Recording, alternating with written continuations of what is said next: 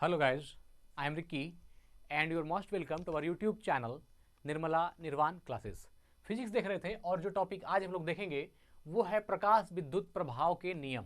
तो इसके पहले हम लोगों ने प्रकाश विद्युत प्रभाव क्या होता है इसको पढ़ा था और आज हम लोग इसके नियम को पढ़ेंगे कि प्रकाश विद्युत प्रभाव के नियम क्या क्या हैं। तो अंत तक बने रहिएगा, बहुत बेहतरीन वीडियो होगी और बहुत अच्छा नॉलेज मिलेगा। चलिए आगाज करते हैं आज की वीडियो का। तो प्रकाश विद्युत प्रभाव के नियम क्या हैं इसको देखेंगे। तो सबसे पहले जो इसके पहले वीडियो में प्रकाश विद्युत प्रभाव को पढ़ा था तो हम समझते हैं कि प्रकाश विद्युत प्रभाव क्या है, फोटो इलेक्ट्रिक इफेक्ट क्या होती है। तो हम जानते हैं कि जब किसी धातु के प्लेट पर कोई हाई फ्रीक्वेंसी की, ज्यादा उच्च फ्रीक्वेंसी की कोई प्रकाश जब गिराते हैं तो उस धातु की प्लेट से इलेक्ट्रॉनों का उत्सर्जन होता है, इमिशन होता है, और यह घटना प्रकाश विद्युत प्रभाव कहलाती है, फोटो इलेक्ट्रिक इफेक्ट कहलाती है। जैसे मान लीजिए कि अगर यदि यहां पर कोई एक धातु का प्लेट है ना, ये एक धातु का प्लेट है, हमने इसके पहले वाले वीडियो में पढ़ाया है। तो इस पर अगर हम हाई फ्रीक्वेंसी के प्रकाश को गिराएंगे, है ना, ज़्यादा हाई फ्रीक्वेंसी की प्रकाश की किरणें, जैसे आप मान लीजिए एक्सरे हो गया, गामा रे हो गया, दृश्य प्रकाश हो गया, परावैंगनी रे हो गया, इन सब चीज़ों को अगर हम इस पर गिराएंगे तो ये धातु की सतह का जो इलेक्ट्रॉन है, हाँ, वह क्या होगी, यहाँ से इलेक्ट्रॉन जो है वह रिलीज होगा, इलेक्ट्रॉन का उत्सर्जन होगा, है ना, इलेक्ट्रॉन का उत्सर्जन होगा। और इस घटना को हम लोग क्या बोलते हैं, प्रकाश विद्युत प्रभाव कहते हैं, फोटो इलेक्ट्रिक इफेक्ट कहते हैं। तो अब इससे जुड़े हुए कुछ नियम है। यहां पर हम जानते हैं कि जो हाई फ्रीक्वेंसी की रेज जो आ रही है ना, हाई फ्रीक्वेंसी जो रेज होती है वो फोटोन वह आता है, और वह चूंकि फोटोन जो है वो एनर्जी का गुच्छा होता है, पैकेट ऑफ एनर्जी होता है, जो कि आती है और इस धातु की सतह पर पड़ती है। साथ ही इस धातु के सतह के अंदर का जो इलेक्ट्रॉन है वह क्या होता है, बाहर निकलने लगता है, और इसको हम लोग क्या बोलते हैं, प्रकाश विद्युत प्रभाव कहते हैं, फोटो इलेक्ट्रिक इफेक्ट कहते हैं। तो इसके कुछ नियम है, 4-5 नियम है, हम उसको लिखेंगे और समझेंगे, साथ ही साथ बेहतरीन ढंग से समझेंगे, लास्ट तक बने रहिएगा। चलिए, तो इसमें क्या है कि जब प्रकाश के विशेष रंग की कोई किरण धातु की सतह पर पड़ती है, ठीक है, हम शॉर्ट में लिख रहे हैं, बोल रहे हैं, ठीक है ना, जब विशेष प्रकाश की कोई किरण, है ना, धातु की सतह पर पड़ती है तब प्रति सेकेंड धातु की सतह से निकलने वाले इलेक्ट्रॉन की संख्या, प्रति सेकेंड, है ना, प्रति सेकेंड धातु के, प्रति सेकेंड धातु के प्लेट से, धातु के प्लेट से निकलने वाले इलेक्ट्रॉन की संख्या, प्लेट से निकलने वाली इलेक्ट्रॉन की संख्या, निकलने वाली इलेक्ट्रॉन की संख्या, है ना, प्रति सेकेंड धातु से निकलने इलेक्ट्रॉन की संख्या प्रकाश की तीव्रता के समानुपाती होता है, प्रकाश की तीव्रता के समानुपाती होता है, प्रकाश की तीव्रता के समानुपाती होता है। तो देखिए, हम पढ़ रहे हैं क्या चीज, प्रकाश विद्युत के नियम, प्रकाश विद्युत प्रभाव के नियम, प्रकाश की तीव्रता के समानुपाती होता है। तो अब इसमें आप समझ सकते हैं यहां पर, क्या ये जो हमने लिखा बोर्ड पर, क्या यह प्रकाश विद्युत प्रभाव का नियम हो सकता है या नियम है? तो अगर ये नियम है तो इसका क्या कंडीशन है, इसको समझिए कि जब हाई फ्रीक्वेंसी की या अलग अलग कलर की, या समझ सकते हैं कि एक विशेष प्रकार की किरणों को किसी धातु के प्लेट पर गिराते हैं तो प्रति सेकंड धातु के प्लेट से निकलने वाले जो इलेक्ट्रॉन की संख्या है वह प्रकाश की तीव्रता के समानुपाती होता है। यह नियम तो प्रकाश के विद्युत प्रभाव का नियम ही है। यह हम इसलिए कह सकते हैं क्योंकि यह जो हमने यहां पर यह लाइन लिखा है यह बता रही है कि जो धातु की वजह से इलेक्ट्रॉन की संख्या निकलेगी, है ना, इलेक्ट्रॉन की संख्या निकलेगी, वह प्रकाश की जो तीव्रता होती है ना, लाइट की जो इंटेंसिटी होती है वह प्रकाश की तीव्रता के क्या होती है, समानुपाती होती है। मतलब कि प्रकाश की तीव्रता जितनी ज्यादा होगी, है ना, उसमें प्रकाश की तीव्रता जितनी ज्यादा होगी उससे निकलने वाले इलेक्ट्रॉन की संख्या भी उतनी ही ज्यादा होगी। मतलब कि धातु के सतह पर जब उच्च आवृत्ति की किरणें, जैसे गामा किरणें या मान लीजिए एक्स किरणें, या दृश्य किरणें या परावैंगनी किरणें जब धातु की प्लेट पर पड़ती है तो उससे इलेक्ट्रॉन जो निकलता है, इलेक्ट्रॉन की संख्या जो बाहर होती है, तो वह प्रकाश की तीव्रता के समानुपाती होती है। प्रकाश की इंटेंसिटी जितनी ज्यादा होगी उससे निकलने वाले इलेक्ट्रॉन की संख्या उतनी ही ज्यादा होगी, नंबर ऑफ इलेक्ट्रॉन उतना ही ज्यादा होगा। तो फर्स्ट नियम जो प्रकाश विद्युत प्रभाव का प्रथम नियम है वह क्या है, यहां हम 1 नंबर भी इसको लिख देते हैं, आपको समझ में आसानी हो जाएगी ताकि ध्यान में रहे। पहला क्या है कि जब कोई भी हाई लेवल की या उच्च किरणें जो जैसे परावैंगनी किरणें, एक्स किरणें, गामा किरणें या दृश्य किरणें जब भी किसी धातु के प्लेट पर पड़ेगी तो उसकी तीव्रता जितनी ज्यादा होगी, उसकी इंटेंसिटी जितनी ज्यादा होगी, उस धातु के प्लेट से निकलने वाले इलेक्ट्रॉन की संख्या भी उतनी ही ज्यादा होगी। इसलिए यहां पर साफ साफ लिख दिया कि प्रकाश की तीव्रता के समानुपाती होगा। मतलब प्रकाश की तीव्रता जितनी, इंटेंसिटी जितनी हाई होगी, उस धातु के प्लेट से निकलने वाले इलेक्ट्रॉन की संख्या, इलेक्ट्रॉन की नंबर भी उतनी ही ज्यादा होगी। तो पहला नियम जो प्रकाश विद्युत प्रभाव का है ये है कि अगर मान लीजिए किसी भी धातु के प्लेट पर जब उच्च प्रकाश की किरणों को गिराई जाएगी तो उससे निकलने वाले इलेक्ट्रॉन की जो संख्या होगी वह किस पर डिपेंड करेगी, वह प्रकाश के तीव्रता पर डिपेंड करेगी। प्रकाश के इंटेंसिटी जितनी ज्यादा होगी, प्रकाश की तीव्रता जितनी ज्यादा होगी, उससे निकलने वाले नंबर ऑफ इलेक्ट्रॉन्स उतने ही ज्यादा होंगे। तो ये 100% प्रकाश विद्युत प्रभाव का नियम है। एक हो गया ये नियम। अब दूसरा नियम क्या है ये देखिए, है ना। दूसरा है कि उत्सर्जित इलेक्ट्रॉन की गतिज ऊर्जा का मान। उत्सर्जित इलेक्ट्रॉन, देखिए उत्सर्जित इलेक्ट्रॉन की गतिज ऊर्जा, काइनेटिक एनर्जी है, उत्सर्जित इलेक्ट्रॉन की गतिज ऊर्जा का मान, गतिज ऊर्जा का मान जो काइनेटिक एनर्जी की मान होगी, का मान 0 से महत्तम के बीच बदलते रहता है। 0 से महत्तम के बीच बदलते रहता है, 0 से महत्तम के बीच बदलते रहता है, के बीच बदलते रहता है। मतलब काइनेटिक एनर्जी जो होगी, है ना, उत्सर्जित इलेक्ट्रॉन, जो इलेक्ट्रॉन उत्सर्जित होगा उसकी जो गतिज ऊर्जा का मान होगा वह क्या होगा, 0 से महत्तम के बीच बदलते रहता है। मतलब 0 से मैक्सिमम की ओर वह जो है बदलते रहता है। इलेक्ट्रॉन की इस गतिज ऊर्जा का मान, इलेक्ट्रॉन की इस गतिज ऊर्जा का मान, इलेक्ट्रॉन की इस गतिज ऊर्जा का मान, है ना, इलेक्ट्रॉन की इस गतिज ऊर्जा का मान प्रकाश की आवृत्ति पर निर्भर करता है। प्रकाश की आवृत्ति पर निर्भर करता है। ये दूसरा नियम है, ध्यान रखिएगा, प्रकाश की आवृत्ति पर निर्भर करता है। ये सब चीज जो है मित्र आपको ऑब्जेक्टिव में फंसाएगा, है ना। प्रकाश की आवृत्ति पर निर्भर करता है मतलब फ्रीक्वेंसी पर निर्भर करता है, उसकी तीव्रता पर नहीं, है ना, उसकी तीव्रता, उसकी इंटेंसिटी पर नहीं, जबकि उसकी तीव्रता पर नहीं। जबकि आगे वाला पहला पॉइंट में क्या बोला कि उसके तीव्रता पर नहीं। पहले में कहा कि इलेक्ट्रॉन का, नंबर ऑफ इलेक्ट्रॉन जो है वह किस पर डिपेंड करता है, तो प्रकाश की इंटेंसिटी पर, प्रकाश की तीव्रता पर। दूसरा नियम क्या कहता है कि उत्सर्जित इलेक्ट्रॉन की जो गतिज ऊर्जा होगी, उत्सर्जित, अब देखिए धातु के प्लेट पर हाई फ्रीक्वेंसी की प्रकाश किरणें पड़ी, उससे इलेक्ट्रॉन का उत्सर्जन हुआ, तो वह जो उत्सर्जित इलेक्ट्रॉन की गतिज ऊर्जा का जो मान होगा वह 0 से, मतलब 0 से महत्तम, 0 से महत्तम के बीच बदलते रहता है। मतलब 0 से मैक्सिमम के बीच जो है वह चेंजेबल है, चेंज होते रहता है, मतलब 0 से महत्तम के बीच बदलते रहता है। एक बात तो ये कहा। दूसरा कहा कि इलेक्ट्रॉन की इस गतिज ऊर्जा का मान, ये जो इलेक्ट्रॉन की जो इस गतिज ऊर्जा का मान है वह प्रकाश की आवृत्ति पर, प्रकाश की आवृत्ति पर निर्भर करता है। मतलब प्रकाश की फ्रीक्वेंसी पर निर्भर करता है, उसकी तीव्रता पर नहीं। क्या चीज, इलेक्ट्रॉन की गतिज ऊर्जा का मान।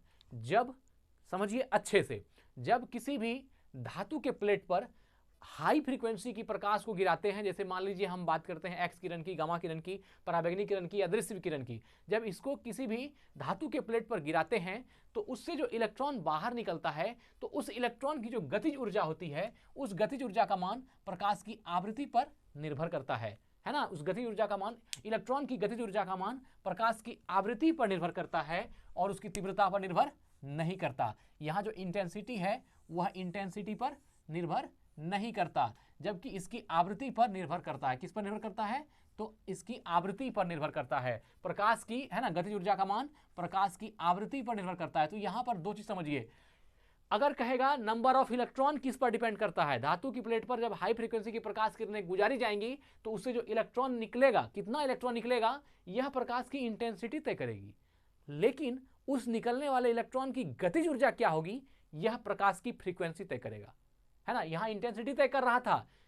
जब धातु के प्लेट पर कोई भी हाई फ्रीक्वेंसी की प्रकाश को गिराएंगे तो उससे इलेक्ट्रॉन का उत्सर्जन होगा। कितना इलेक्ट्रॉन का उत्सर्जन होगा, यह बात प्रकाश की तीव्रता पर निर्भर करेगी, है ना, प्रकाश के इंटेंसिटी पर डिपेंड करेगी। इंटेंसिटी जितना ज्यादा होगा उससे निकलने वाले नंबर ऑफ इलेक्ट्रॉन उतना ही ज्यादा होंगे, एक बात। दूसरा क्या कहा, लेकिन इलेक्ट्रॉन अब जो निकलेगा उसकी जो गतिज ऊर्जा होगी, उस निकलने वाले इलेक्ट्रॉन की जो गतिज ऊर्जा होगी वह प्रकाश की आवृत्ति पर निर्भर करेगी, प्रकाश की फ्रीक्वेंसी पर निर्भर करेगी, उसके इंटेंसिटी पर निर्भर नहीं करेगी। निकलने वाले इलेक्ट्रॉन की गतिज ऊर्जा क्या होगी, यह किस पर डिपेंड करेगी, यह प्रकाश की फ्रीक्वेंसी पर निर्भर करेगी कि उसकी फ्रीक्वेंसी कैसा है। अगर प्रकाश की फ्रीक्वेंसी ज्यादा होगी तो उससे निकलने वाले इलेक्ट्रॉन की जो गतिज ऊर्जा है वो ज्यादा होगी, ठीक। और उसके इंटेंसिटी से कोई मतलब नहीं, इंटेंसिटी कितना भी हाई रहे इलेक्ट्रॉन की गति पर उसको कोई परवाह नहीं पड़ेगा। हाँ, इंटेंसिटी का इफेक्ट किस पर पड़ेगा, निकलने वाले नंबर ऑफ इलेक्ट्रॉन पर, कि कितना ज्यादा इलेक्ट्रॉन निकल रहा है। लेकिन निकलने वाले इलेक्ट्रॉन की जो गतिज ऊर्जा है उस पर उसका कोई इफेक्ट इंटेंसिटी का नहीं पड़ेगा, उस पर इफेक्ट पड़ेगा फ्रीक्वेंसी का, ठीक है। दूसरा नियम को भी हमने देख लिया। अब हम लोग तीसरा नियम की ओर आगे बढ़ते हैं, है ना। प्रकाश विद्युत प्रभाव का तीसरा नियम क्या कहता है कि धातु की सतह पर पड़ने वाले प्रकाश की आवृत्ति एक निश्चित मान से कम होता है ना। देखिए, धातु की सतह पर, बस थोड़ा सा है, धातु की सतह पर, है ना, धातु की सतह पर पड़ने वाले प्रकाश की आवृत्ति, पर पड़ने वाले प्रकाश की आवृत्ति, है ना, पड़ने वाले प्रकाश की आवृत्ति एक निश्चित मान से कम होता है, एक निश्चित मान से कम होता है ना, एक निश्चित मान से कम होता है। मतलब क्या है कि धातु की सतह पर पड़ने वाले प्रकाश की जो आवृत्ति है वह एक निश्चित मान से कम होता है, तो इलेक्ट्रॉन का उत्सर्जन नहीं होता, तो इलेक्ट्रॉन का उत्सर्जन, है ना, तो इलेक्ट्रॉन का उत्सर्जन नहीं हो पाता है, उत्सर्जन नहीं हो पाता है, मतलब इलेक्ट्रॉन उत्सर्जित ही नहीं होगा, इलेक्ट्रॉन का उत्सर्जन नहीं हो पाता है। आवृत्ति की इस निश्चित मान को दहलीज आवृत्ति कहते हैं, है ना। आवृत्ति की इस निश्चित मान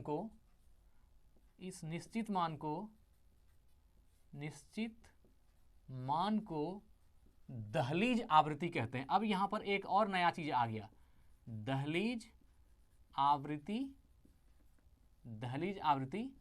कहते हैं, है ना। दहलीज आवृत्ति को बोलते हैं थ्रेशोल्ड फ्रीक्वेंसी, है ना, इसका इंग्लिश होता है थ्रेशोल्ड फ्रीक्वेंसी, दहलीज आवृत्ति कहते हैं। अब देखिए, अब यहां पर एक पॉइंट और आ गया, क्या कह रहा है कि धातु की सतह पर पड़ने वाले प्रकाश की आवृत्ति, अब जो धातु पर पड़ रही है प्रकाश की किरणें, उसकी जो आवृत्ति होगी एक निश्चित मान से कम होती है। अब फ्रीक्वेंसी का एक वैल्यू है, लेकिन जिस धातु की सतह पर पड़ने वाली जो प्रकाश है उस किरणों की आवृत्ति एक निश्चित मान से कम होता है, तो इलेक्ट्रॉन का उत्सर्जन नहीं होता। एक निश्चित मान से कम होता है तो इलेक्ट्रॉन का उत्सर्जन नहीं होता। इसका कहने का मतलब है कि इलेक्ट्रॉन को उत्सर्जित करने के लिए किसी भी हाई फ्रीक्वेंसी के जो प्रकाश किरणें हैं उसको जब धातु की प्लेट पर उसको गिराया जाता है तो उससे इलेक्ट्रॉन जो निकलेगा तो वह एक निश्चित संख्या है प्रकाश की आवृत्ति का, कि उस फ्रीक्वेंसी की प्रकाश किरण होगी तब ही इलेक्ट्रॉन वहां से उत्सर्जित होगा। अगर वह एक निश्चित संख्या जो निर्धारित है वह फ्रीक्वेंसी से अगर यदि कम फ्रीक्वेंसी की प्रकाश किरणें उस पर पड़ेंगी तो इलेक्ट्रॉन का उत्सर्जन नहीं होगा, है ना। उत्सर्जित क्या बोला कि धातु की सतह पर पड़ने वाले प्रकाश की आवृत्ति एक निश्चित मान से कम होता है तो इलेक्ट्रॉन का उत्सर्जन नहीं हो पाता। एक सीमा है ना, प्रकाश की फ्रीक्वेंसी का एक सीमा है, उस सीमा एक जो निश्चित नंबर है, फ्रीक्वेंसी की एक निश्चित संख्या है, उस संख्या से अगर कम की आवृत्ति हुई प्रकाश की तो वह इलेक्ट्रॉन का उत्सर्जन नहीं हो पाएगा। तो इलेक्ट्रॉन के उत्सर्जन के लिए यह जरूरी है कि उसकी फ्रीक्वेंसी कितनी है, उसकी आवृत्ति कितनी है। इसलिए क्या कहा कि धातु की सतह पर पड़ने वाले प्रकाश की आवृत्ति एक निश्चित मान से कम होती है तो इलेक्ट्रॉन का उत्सर्जन नहीं हो पाता। एक जो निश्चित वैल्यू है फ्रीक्वेंसी की, जो उतना तो होना ही चाहिए, अगर उससे कम हो गया तो फिर इलेक्ट्रॉन का उत्सर्जन नहीं होगा। आवृत्ति की इस निश्चित मान को, अब यह जो निश्चित मान आवृत्ति का एक संख्या है उसको क्या कहा गया, दहलीज आवृत्ति कहा गया। क्या कहा गया, दहलीज आवृत्ति कहा गया। अब अगर यदि आप अपने दिमाग से सोचेंगे, देसी भाषा समझना चाहेंगे कि दहलीज आवृत्ति क्या हुई, तो आप एक तरह से डायरेक्ट ऐसे कह सकते हैं, दहलीज आवृत्ति एक निश्चित सीमा है जिस पर कि प्रकाश किरणों, जो दहलीज आवृत्ति एक ऐसी आवृत्ति है प्रकाश किरणों की जिस पर कि इलेक्ट्रॉनों का उत्सर्जन धातु के प्लेट से होता है। अगर उस दहलीज उस आवृत्ति से हम कम पर जाएंगे तो हाई फ्रीक्वेंसी की किरणें पड़ेगी प्लेट पर, लेकिन उससे क्या होगा, इलेक्ट्रॉन का उत्सर्जन नहीं होगा। अगर उसकी सीमा दहलीज आवृत्ति से नीचे है तो अर्थात दहलीज आवृत्ति एक सीमा है ना। तो वही कहा कि आवृत्ति के एक निश्चित मान है, आवृत्ति के इस निश्चित मान को दहलीज आवृत्ति कहते हैं, जिस जगह से कि आपका इलेक्ट्रॉन का उत्सर्जन होना स्टार्ट होगा। अगर उस आवृत्ति से कम आवृत्ति का प्रकाश आप लाते हैं तो वह क्या करेगा, उससे इलेक्ट्रॉन का उत्सर्जन होगा ही नहीं, प्रकाश विद्युत प्रभाव के नियम के अंतर्गत वो नहीं आएगा। तो यह बात ध्यान रखिएगा कि धातु की सतह पर पड़ने वाले प्रकाश की आवृत्ति एक निश्चित मान से कम होता है तो इलेक्ट्रॉन का उत्सर्जन नहीं हो पाता। धातु की सतह पर पड़ने वाले प्रकाश की आवृत्ति एक निश्चित मान से कम होता है तो इलेक्ट्रॉन का उत्सर्जन नहीं हो पाता, तो इलेक्ट्रॉन का उत्सर्जन नहीं हो पाता है। और आवृत्ति की इस निश्चित मान को क्या बोलते हैं, दहलीज आवृत्ति बोलते हैं। आवृत्ति के इस निश्चित मान को क्या कहते हैं, दहलीज आवृत्ति कहते हैं। हमको लगता है आपको बात समझ में आ गई होगी। थ्रेशोल्ड फ्रीक्वेंसी क्या है, अगली वीडियो में हम थ्रेशोल्ड फ्रीक्वेंसी को भी लेकर के आएंगे और बेहतरीन ढंग से इसको हम लोग समझेंगे। आज तो हम समझ ही गए कि क्या बात है।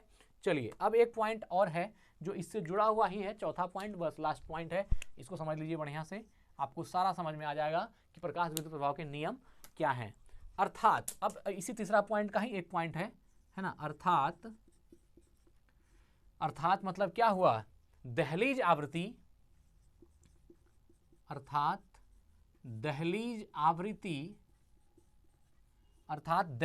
आवृत्ति आपतित प्रकाश की, दहलीज आवृत्ति आपतित प्रकाश की वह न्यूनतम आवृत्ति है, वह न्यूनतम आवृत्ति है, कोमा, जिससे कम आवृत्ति है, जिससे कम आवृत्ति का प्रकाश धातु सतह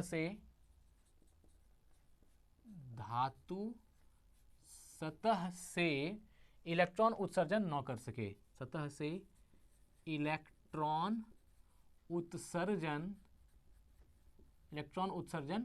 न कर सके, मतलब इलेक्ट्रॉन उत्सर्जित ही नहीं कर पाएगा। तो इसको चौथा नंबर बोलना हमारे ख्याल से गलत ही होगा। ये जो उसी का एक तीसरा पॉइंट का ही एक पॉइंट है आपका अर्थात में, मतलब उसी को समझ जाइए, है ना। तो क्या बोला कि अर्थात दहलीज आवृत्ति आपतित प्रकाश की, है ना, दहलीज आवृत्ति आपतित प्रकाश की वह न्यूनतम आवृत्ति है, दहलीज आवृत्ति आपतित प्रकाश की वह न्यूनतम आवृत्ति है जिससे कम आवृत्ति का प्रकाश धातु सतह से इलेक्ट्रॉन उत्सर्जित न कर सके। मतलब अगर दहलीज आवृत्ति से भी कम आवृत्ति अगर किसी प्रकाश की होगी तो वह धातु की सतह पर पड़ करके इलेक्ट्रॉन का उत्सर्जन नहीं कर पाएगा। अगर यदि इलेक्ट्रॉन का उत्सर्जन करवाना है आपको तो आपकी फ्रीक्वेंसी दहलीज आवृत्ति से ऊपर होनी चाहिए। दहलीज आवृत्ति एक सीमा है उस प्रकाश आवृत्ति की जो कि इलेक्ट्रॉन का उत्सर्जन करने में सक्षम है। अगर उसकी आवृत्ति दहलीज आवृत्ति से ऊपर होती है तो, और अगर किसी प्रकाश की किरण की आवृत्ति दहलीज आवृत्ति से नीचे होती है तो वह इलेक्ट्रॉन का उत्सर्जन नहीं कर पाएगी। इलेक्ट्रॉन का उत्सर्जन होने के लिए हमेशा प्रकाश की फ्रीक्वेंसी वह दहलीज फ्रीक्वेंसी से ऊपर होनी चाहिए, तभी जो है आपका धातु के प्लेट से इलेक्ट्रॉन का उत्सर्जन होगा, अर्थात प्रकाश विद्युत प्रभाव की घटना होगी। तो आज की वीडियो में हमने क्या सीखा कि प्रकाश विद्युत प्रभाव के 3 नियम हैं।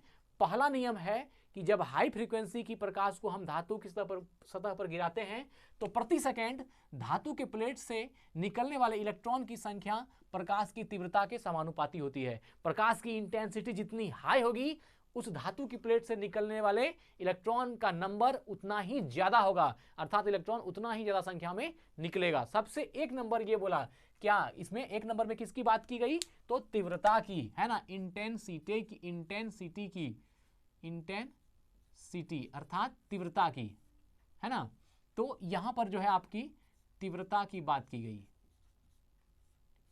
और दूसरा में क्या बोला? उत्सर्जित इलेक्ट्रॉन की गतिज ऊर्जा का मान शून्य से महत्तम के बीच बदलते रहता है। मतलब शून्य से महत्तम के बीच बदलते रहता है, मतलब क्या हुआ? इसकी जो गतिज ऊर्जा है वो हमेशा शून्य, जीरो और मैक्सिमम के बीच बदलते रहता है, चेंज करते रहता है, ठीक है।